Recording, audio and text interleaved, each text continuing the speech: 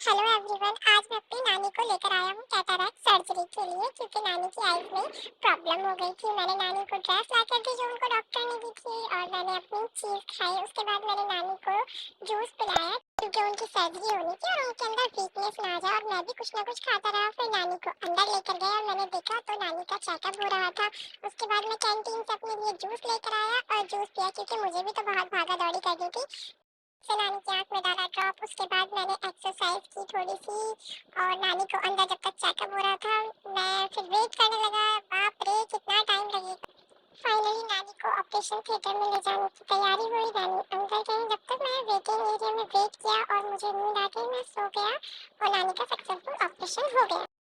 लेकिन सुबह मॉर्निंग में फिर से नानी को लेकर आना था हॉस्पिटल, क्योंकि उनकी ड्रेसिंग होनी थी। ड्रेसिंग करने के बाद उनको चश्मा लगाया, क्योंकि उनको रोशनी में ज़्यादा नहीं बैठना था। उसके बाद डॉक्टर ने उनका चेकअप किया, तो फाइनली उन्होंने बताया कि नानी की आइज़ बिल्कुल ठीक हो गई है। तो दोस्तों, हमें ज़्यादा फ़ोन भी नहीं देखना चाहिए, क्योंकि हमारी आइज़ खराब हो सकती है।